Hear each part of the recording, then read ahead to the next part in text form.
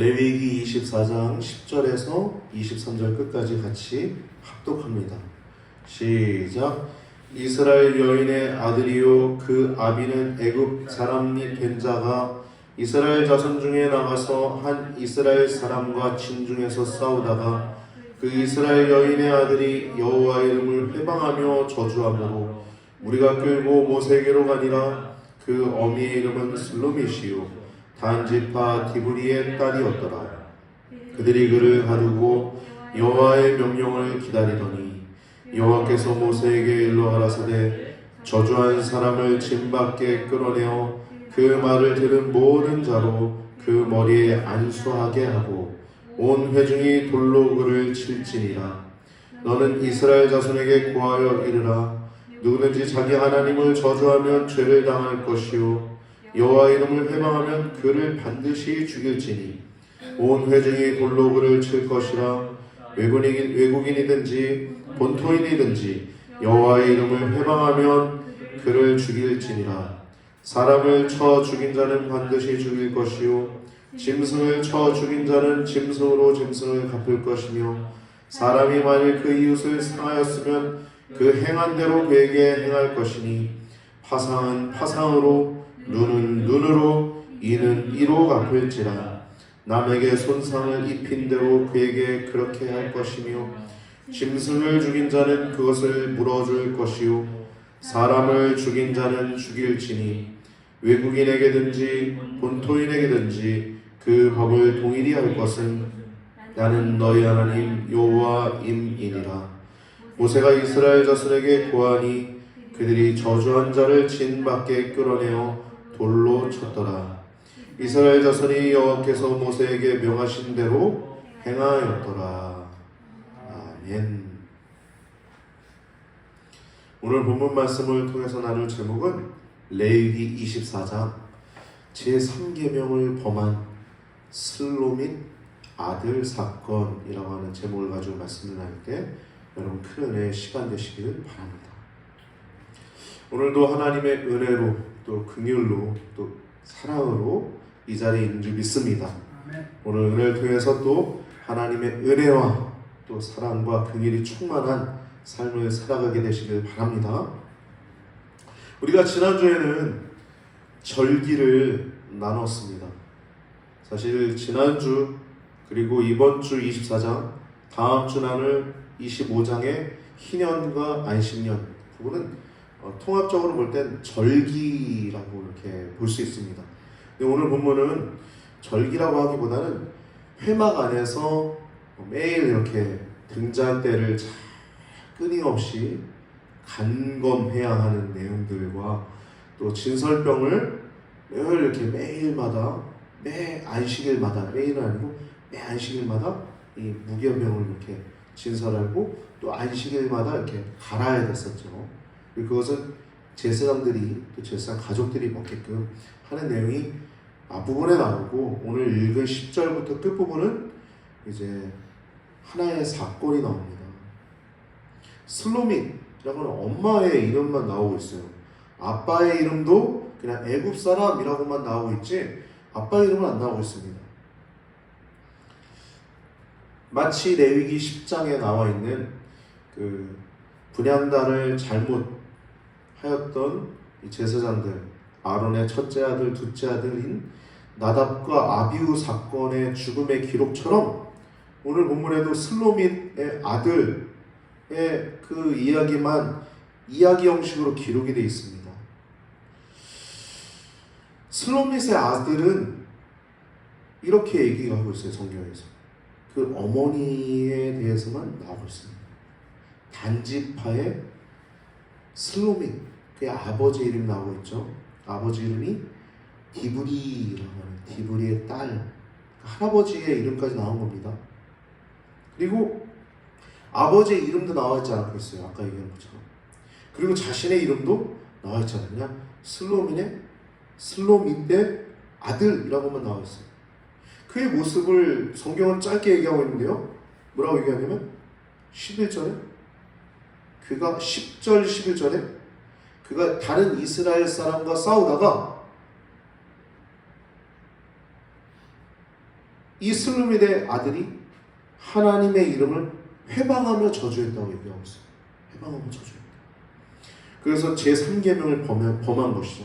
하나님의 이름을 망령되이 걷지 말라 하셨는데 그것을 범하였고 재판을 통해서 사형에 처해짐을 기록하고 있습니다. 네, 여러분 오늘 본문 내용이 1절부터 9절의 내용과 10절부터 23절의 내용이 왜 갑자기 이것이 끼어들었을까라는 생각이 들 수 있겠지만 들여다 살펴보면 그렇지 않습니다. 1절부터 9절의 내용을 보면 2절과 5절을 제외하고는 전부 다 여호와 앞에서라고 하는 단어 혹은 여호와라고 하는 단어가 각각의 절마다 들어가 있어요. 1절부터 9절에 보면 즉 9절 가운데 7절이 여호와 앞에서 혹은 여호와라고 하는 단어가 들어가 있습니다. 그런데 그 하나님의 거룩하신 이름을 저주한 사건이 그 이후에 나와 있죠. 즉 여호와의 율법은 이스라엘의 삶과 떨어져 있는 피상적인 게 아니라는 얘기입니다. 하나님도 말씀하시죠. 예수님도 모든 율법을 얘기했을 때 율법사가 물어봐요. 율법학자가 예수님한테 율법학자니까 나이가 적어도 예수님보다 좀 더 많았을 것입니다. 최소한 40 혹은 많게는 45, 50 정도 됐을 거예요. 예수님이 워낙 말씀을 잘 전하시니까 진리를 잘 전하시니까 하나님이시니까 물어본 거예요. 어떤 율법이 가장 큽니까? 물어봐요. 그러니까 예수님이 얘기하죠. 하나님 사랑하고 내 이웃을 내 몸처럼 사랑해 이렇게 얘기하시죠. 즉 율법은 피상적인 게 아닙니다. 형식적인 게 아니에요. 실제 삶과 연결되어 있다는 것을 오늘 말씀하고 있는 것입니다. 그래서 오늘 말씀 참고 내용 보면 예수님이 이 질문을 던지는 그에게 율법학자에게 표준 세번역엔 이렇게 대답하고 있습니다. 하나님 사랑하라고 하면서 이것이 가장 중요하고 으뜸가는 계명이다라고 얘기하면서 둘째도 이와 같은데, 그러니까 이웃 사랑하는 것도 하나님 사랑하는 것과 똑같은 거예요. 할렐루야. 오늘 교회 연합 주일인데요. 여러분 우리가 교회들끼리도 시기하는 경우도 있거든요. 전도하면서 뭐 이렇게 옆에서 전도 여러분 그러면 안 돼요. 전도하면서도 잘 다니고 있는 사람 끌어오고 그거 안 됩니다. 어떠한 사연이 있어서 이렇게 교회를 이동하는 경우는 있죠. 그런 경우는 있을 수 있겠지만 교회를 잘 다니고 있는 사람을 이렇게 하는 거나 혹은 옆에 큰 교회가 있고 우리 교회도 옆에 큰 교회가 있는데 보다 보면 우리 교회 크지 않으니까 주차 봉사하는 사람도 없잖아요. 주차 봉사하는 사람도 있는데 만나면 이렇게 인사를 못할 망정 째려보고 그러면 안 됩니다. 할렐루야? 그런 마음을 우리가 갖는 경우가 있어요. 그러면 안 돼요. 성도 아닙니까? 똑같이 하나님 자녀잖아요. 할렐루야? 하나님 자녀잖아요. 우리만 자녀가 아니라 하나님 자녀. 이단도 아닌데 여기 앞에가 엄연한 장로교 훌륭한 교단에 훌륭하게 목회하고 계시고 훌륭한 성도님들인데 우리가 인사를 하면 더 좋고요.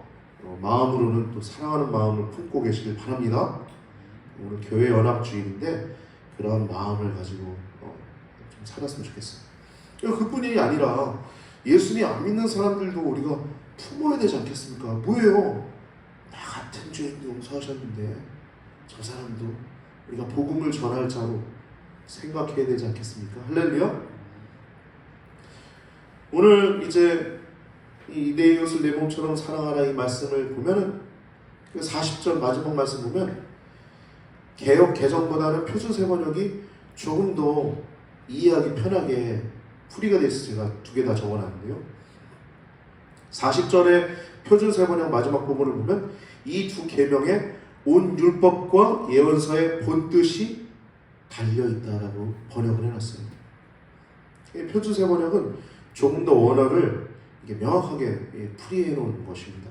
그렇다고 개역 개정이나 개역 한글판이 그렇지 않다는 표현보다는 조금 더 이해되기 편하게 이렇게 풀었었다는 것입니다. 그래서 본뜻이 달려있다는 건 본뜻 어디예요?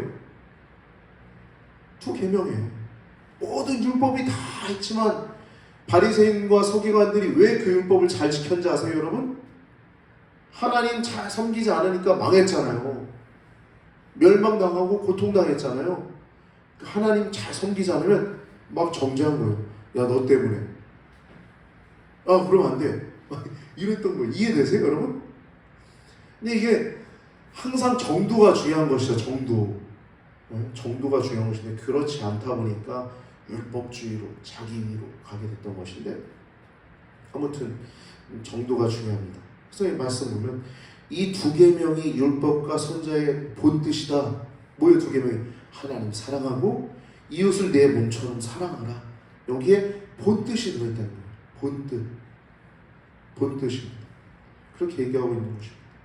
그리고 1절부터 9절은 그렇게 해서 이제 2절과 3절을 보면 이제 순결한 기름을 가져오게 하게 해요. 이스라엘 자손에게. 아론의 제사장들은 이 등잔대를 그 기름을 늘 끊어지지 않도록. 근데 이걸 24시간 태우는 게 아닙니다. 등잔대가 낮에는 꺼져 있는 거예요. 밤에 켜서 밤새도록 켜놨다가 그만큼 기름을 놔야겠죠. 그리고 아침에 가서 그것을 끄도록 했어요. 저녁부터 아침까지. 그러니까 매일 이 일들을 끊어지지 않도록 해야 했습니다. 이것을 아론을 포함한 제사장들이 이것을 등잔대를 끊임없이 간검해야 했습니다. 제사장들은 게을러서 안 됐죠. 이런 것들을 잘 중단 없이 지속돼야 됐습니다. 여러분, 이와 같이 이 거룩함을 유지하는 데는 노력이 필요해요. 간검해야 하는 것입니다. 할렐루야. 뭘 간검해요? 우리의 영혼을 간검하는 것입니다. 할렐루야. 내가 주님 품 안에 있는지, 내가 주님을 떠나지 않았는지, 그거 하나 간검하는 거예요. 오늘 혹시라도 오늘 예배 자리에 함께하지 못한 성도님들도 그걸 간검하는 것입니다. 할렐루야. 내가 주님 품 안에 있는지, 내가 혹여나 주님 품을 떠나지 않았는지, 그걸 간검해야 되는 거예요. 거룩함에는 질서의 개념이 있습니다. 이 거룩함은 끊임없이 살핌을 통해서 유지가 되는 거예요. 우리의 삶의 질서가 잡혀야 됩니다. 할렐루야. 삶의 질서가 안 잡히면 고통스러워요. 그래서 우리의 영혼은 질서 있는 것이 행복한 것이고 즐거운 것입니다. 고린도후서 13장 5절 말씀 보면 이런 말씀이 나옵니다. 너희 안에 믿음이 있는가 살피라. 너희 자신을 시험하고 너희 자신을 확증하라는 거예요. 자신을 살피고 확증하라는 거예요. 여러분, 뭘 확증하라는 것입니까? 자녀임을 확증하라는 것입니다. 여러분, 오늘 예배 자리에 왜 나왔어요? 자녀여서 나온 것입니다. 아버지께, 아버지 저 왔습니다. 얼굴 베는 겁니다. 하나님께 확증하는 겁니다. 성도니까 나온 거예요. 그런데 말씀 보면 시험하고 확증하라고 그래요. 이 현대인의 성경으로 보면 조금 더 읽기 편하게 써있어요. 여러분은 믿음으로 살고 있는지 스스로 시험하는 단어를 스스로 살피고 라고 하고 있습니다. 스스로 살피라. 살피라는 거. 마치 등잔대를 늘 끊임없이 꺼졌는가, 잘 꺼졌는가, 또 켜졌는가 가서 간검하듯이 우리도 늘 살펴야 되는 것입니다. 진설병도 하나님 앞에 보이는 거예요. 우리가 주일마다 하나님께 나오잖아요. 하나님 앞에 보이는 겁니다. 진설병을 매 안식일마다 이스라엘 12지파처럼 12개의 진설병을 6개 이렇게 쌓아서 잘 하나님 앞에 보이도록 이렇게 했습니다. 그리고 특별히 오늘 말씀 보면 진설병 위에 향을 이렇게 피우도록 했죠. 이렇게 자신을 돌아보도록 했어요. 끊임없이 하나님 품 안에 살아가는 것입니다. 근데 여러분, 근데 제가 무속인 전도를 좀 하면서 사람들을 많이 보지만 이 귀신 섬기는 자들 보면 향을 피워요. 그렇죠? 향을 피워요. 그리고 또 하나, 진설병 비슷하지 않아요? 떡상 막 음식물 막 올려놓고 뭐 거기 자기 섬기는 제사 그 조상신, 뭐 조상신이라고도 하고 뭐 만신, 장군신, 뭐 천신, 뭐 동자신, 뭐 되게 많잖아요.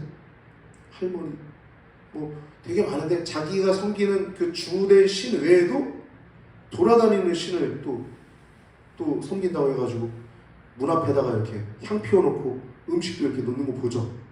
똑같지 않습니까? 똑같죠. 어떻게 해요? 자, 귀신이 왜 그런지 아세요? 귀신이 하나님 행사를 하는 거예요. 하나님 행사. 똑같이 하나님처럼 대접받으려고 하는 겁니다. 흉내내는 거예요, 하나님처럼. 귀신의 마음은 우리가 하나님 형상대로 지음받았기 때문에 하나님 형상이 자기에게 절하는 걸 기뻐하는 것입니다. 아이고, 엄연하게 따져야 됩니다. 근데 여러분, 오늘 우리가 지난주에 수요일날 우리가 사무엘상 28장 나눴지만 사무엘 선자가 올라오죠? 누굴 통해서 올라와요? 신접한 자. 오늘날 얘기 무당, 무속인들이 신접한 자 통해서 사무엘이 올라와요. 근데 더 놀라운 건 사무엘이 말하는 게 더 놀랍죠. 어떻게? 살아생전했던 말들 혹은 앞으로 있을 일에 대해서 정확하게 예언하죠. 너 내일 죽을 거야. 근데 어떻게 돼요? 죽죠. 그럼 귀신이 못 맞춥니까? 그 사무엘이요, 여러분, 귀신입니다. 거기에 나와 있는 사무엘이라고 계속 성경을 표현하고 있지만 그것은 성경에서 진짜 사무엘이기 때문에 사무엘이라고 표현한 게 아니라 귀신이 사무엘처럼 나타나게 해서 사무엘인 것처럼 말하게 했다는 것입니다. 마틴 로이드 존스 목사님도 귀신이라고 얘기하고 있어요. 귀신이에요, 귀신. 신접한 자라고 얘기하죠. 신접한 자. 그럼 우리가 하나 점검해야 될 게 있어요. 귀신도 귀신같이 맞춘다. 그러면 성도가 귀신한테 가서 물어보는 게 맞아요? 틀려요? 귀신한테 맞추니까 가서 물어봐야 되는 거 아니에요? 귀신 앞에 절하는 거 하나님 제일 싫어하십니다. 우리가 모르는 영역은 그냥 다만 하나님께 맡기고 살아가는 게 믿음입니다. 할렐루야. 그게 믿음이에요. 그게 믿음. 할렐루야. 저희 아버지도 폐암 걸리고 3개월 만에 돌아가셨어요. 돌아가실지 아닐지 난 모르잖아요. 저는 모르잖아요. 근데 그렇다고 가서 물어봐요? 잘못된 거예요. 다만 하나님께 맡기고 기도하는 것입니다. 할렐루야. 할렐루야. 데려가시든지 남겨두시든지 하나님 뜻이고 그게 믿음입니다. 할렐루야. 그래서 이 귀신도요, 귀신같이 맞춰요. 근데 우리가 하나님을 섬기는 그 과정은 좁은 문을 들어가는 것입니다. 세상 사람들 다 가는 길, 그 멸망으로 가는 거예요. 알면 뭐 할 거예요? 하나님 섬겼어요? 그 자체가 죄악된 것입니다. 우리가 좀 귀신에 대해서 얘기하다가 너무 많이 갔는데요. 아무튼 그런 것에 대해서 우리가 좀 유의하시고요. 귀신도 능력은 있다. 그러나 우리가 더 큰 능력 있는 주권자 되신 하나님 앞에 꿇어 엎드리는 것이 진짜 믿음이다 라는 것을 기억하시기 바랍니다. 그래서 우리는 하나님 안에서 살아가는 것, 하나님의 그냥 다만 은혜 안에서, 그냥 그분의 긍휼 안에서, 그분의 사랑 안에서 그 십자가 외에는 장할 것이 없다라고 고백하면서 그 은혜 안에 살아가는 것이 믿음인 줄 믿습니다. 그래서 이렇게 진설병과 등잔대를 우리가 나눴고요. 10절부터 23절 보면 이제 슬로밋 아들 사건 이야기가 나옵니다. 그리고 두 번째 동해보복법이 나와요. 이 동해보복법은 가해자가 행동한 그대로 그에게 행하라는 거예요. 죽였어? 그럼 그놈도 죽이라는 거예요. 사람을 쳐 죽였어? 죽이라는 거예요. 팔을 상해했어? 상해하는 거예요. 눈을 하나 상해했어? 그런 의미인 겁니다. 상해케 한 그대로 상하게 하라는 거예요. 먼저 슬로밋 아들 사건 얘기를 좀 더 깊이 들어가서 우리가 나누면 11절을 보면 여호와의 이름을 회방하고 저주합니다. 이건 하찮게 여기고 가볍게 여긴 거예요. 그럼 저주한 것입니다. 그 이유는 뭐냐면 그의 마음속을 들여다보면 애굽에서의 생활이, 그의 아버지가 애굽인이었다고 했잖아요. 애굽에서의 생활이 현재 광야 생활보다 더 가치 있다 여긴 것입니다. 지금 돌아다니면서 텐트 치면서 고생하는 거 그게 뭐고? 야, 애굽에선 고기도 먹고 편안하게 등 떠서 살았는데 과거에서 애굽에서 섬긴 이방신이 더 좋았다는 것입니다. 그러면서 정체성이 그렇게 불분명하니까 성경은 그걸 얘기를 하고 있는 거예요. 그 어머니는 이스라엘 단지파 사람 슬로미디, 아버지는 이름은 나와 있지 않지만 애굽인이다. 성경은 이걸 들추고 있는 것입니다. 그러면서 여호와의 이름을 회방하고 저주했다라고 얘기하는 거죠. 즉 완전한 이스라엘 사람이 아님을 주목해 보게 됩니다. 우리는 여러분이 여기서 확실한 정체성을 갖는 것이 얼마나 중요한지 우리는 다시 한번 되새겨 볼 수 있어요. 확실한 은혜, 십자가의 은혜 때문에 우리가 이 자리인 줄 믿습니다. 그렇지 않을 경우에 우리는 이런 문제가 발생합니다. 지금 보면 하나님만 유일신이라고 생각하지 않는 거예요. 대적하는 겁니다. 애굽에서 섬겼던 그 신이 더 좋았다라고 생각하면서 하나님을 저주하는 거예요. 해방하는 것입니다. 두 번째, 자기의 정체성, 하나님 백성의 정체성이 없는 거예요. 그래서 이스라엘 백성을 향해서 저주하는 겁니다. 그의 이름을, 하나님의 이름으로. 이거는 이스라엘 백성의 큰 도전이기도 하고 위협이 되기도 한 것입니다. 지금 우리 대한민국 땅이 그렇죠. 어제 우리 인천 땅에 또 동성애 퀴어 축제가 또 벌어졌는데 지금 전 세계 흐름이라고 얘기하면서 문화 아니야? 문화 아니야? 그러면서 얘기하는 목사들도 있어요. 제가 정확히 얘기합니다. 거짓 선자들. 짐승과 거짓 선자는 사탄보다 먼저 지옥에 들어간다는 내용이 요한계시록 19장과 20장에 명확히 기록되어 있어요. 이렇게 하나님 백성의 정체성, 우리 대한민국이 기독교 국가는 아니지만 이걸 막아야 될 사람들, 기독교인들이 막잖아요. 그래서 이걸 기독교인들 욕하잖아요. 욕하는 사람들 잘못해. 왜 욕할까요? 쾌락주의의 생각이 빠져있으니까 욕하는 겁니다. 우리는 욕 먹어도 기독교인으로서 막아야 될 줄 믿습니다. 이렇게 자신의 정체성을 모호하니까 정체성을 그 이스라엘 백성들 사이에서 흔드는 거예요. 도전하고 위협하는 것입니다. 이스라엘 전체에게 위험에 빠진 것입니다. 이건 가볍게 볼 내용이 아니었어요. 하나님의 이름을 저주하고 회방한 내용은. 그래서 이스라엘은 그 일을 딱 듣고는 그 녀석을 가둬놓고 하나님의 명령을 기다리는 내용이 나옵니다. 12절 나오죠. 그들이 그를 가두고 여호와의 명령을 기다리더니.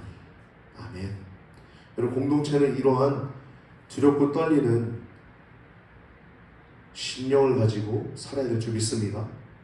우리 교회 안에도 그런 어떤 어려움이 있을 수 있어요. 그럴 땐 권징이란 게 있죠. 권징. 교회 안에 권징이란 게 있습니다. 사랑을 해야죠. 그자들, 목사님도 장로님도 혹은 권사님도 권하는 자니까 사랑을 해야겠죠. 성도님들에게. 근데 그것대로 하지 않을 경우에는 한 번, 두 번 얘기했는데도 안 할 경우에는 교회에서 내쫓으라고 성경은 얘기하고 있죠. 권징하는 것입니다. 권징. 말씀을 기다리는 것, 가도. 23절에 보면 하나님 말씀대로 죽이는데 하나님 말씀이 어떻게 나오냐면 14절에 처리 과정을 얘기합니다. 여호와께서 모세에게로 가라사대 저주한 사람을 진 밖에 끌어내어 그 말을 들은 사람들은 그 머리에 안수하라고 얘기하죠. 여러분, 이거 원래 안수할 때 죄를 전가하는 거잖아요. 근데 여기서는 죄 전가일까요? 아니죠.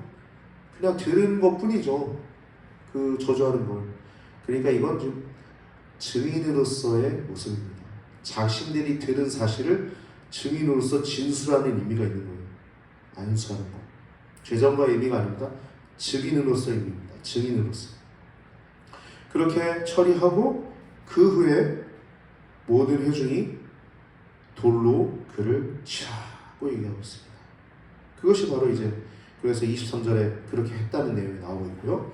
그 사이에 15절부터 22절은 동해의 보복법입니다. 아까 얘기 나눴던 것처럼 소극적인 율법의 준행이에요. 이거는 최소한의 방지법입니다. 더 비극적인 일이 벌어지지 않도록 사람이 누굴 죽이면 그 친척이나 혹은 어떤 사람들이 더 크게 보수할 수 있거든요. 그렇죠? 그러니까 사람을 죽일 경우에 그 사람만 죽이도록, 혹은 상해했을 경우에 그 상해된 것, 짐승을 죽였을 경우에 그것을 잘 보상하도록, 그런 내용들이, 또 하나님의 이름을 저주했을 때 또 죽이도록, 그런 내용들이 하나하나 나오고 있습니다. 여기 말씀은, 율법은 소극적인 율법 준행입니다. 근데 우리 구주 예수님은 뭐라 그래요? 적극적인 율법 준행입니다. 할렐루야. 내 이웃의 몸을 뭐 어떻게 해요? 너의 몸처럼 사랑하라는 거예요. 그러면 뭐 죽이는 게 아니라 뭐 욕을 할 수 있겠어요? 미워하는 마음을 갖는 것보다 원수를 사랑하고 너희를 박해만 하는 자를 위하여 뭐라 그래요? 기도하라. 할렐루야. 율법의 완성은 하나님이신 예수님이 오셔서 율법을 완성하셨습니다. 이 사형 판결 23절 보면 이 말씀도 감정에 근거하는 게 아닙니다. 법에 근거하는 것입니다. 여러분, 모든 율법은 하나님의 사랑이 담겨있는 동시에 공의가 담겨 있습니다. 할렐루야. 어저께 퀴어 축제도 그 사람들 주장하는 거 사랑만 얘기해요. 공의를 몰라서. 공의를, 죄에 대해서는 별로 미워하시는 분, 가늠한 여인을 돌로 치는 사람들에게 앞에 서서 예수님이 가로막으면서 너희 중에 죄 없는 자가 돌로 치라 말씀하실 때, 이 가늠한 여인을 보호하시는 그 하나님이신 예수님이 이 여자를 죄 없다 하신 건 아니잖아요. 죄 있다 하신 것이죠. 그걸 간과해요, 그 사람들이. 그걸 주장하면서 그 얘기는 안 해요. 여러분, 오늘 말씀을 통해서 예수님의 십자가 사랑은 그냥 사랑만 있는 것이 아니라 분명한 공의도 있음을 기억하시기 바랍니다. 우리가 다 이미 죽어야 될 사람들인데 그 십자가의 은혜로 사랑받아 이 자리에 있는 줄 믿습니다. 저기 어저께 그 퀴어주제는 그들도 하나님 사랑하는 죄인들입니다. 저희들도 죄인입니다. 구원받은 자들이지만 여전히 죄인들입니다.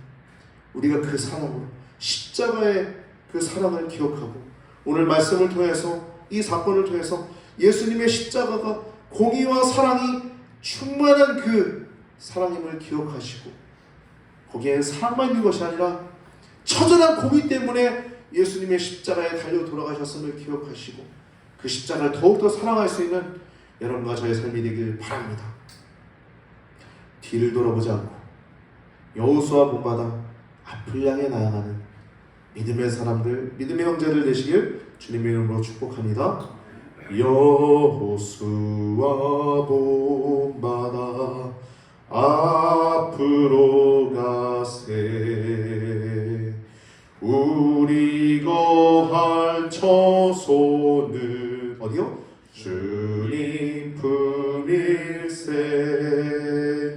아멘. 늘 여러분 심령을 간검하여 주님 품 안에 있으면서 십자가 은혜를 기억하고 뒤를 보지 않고 앞을 보라고는 여호수아의 후예들 되시길 축복합니다.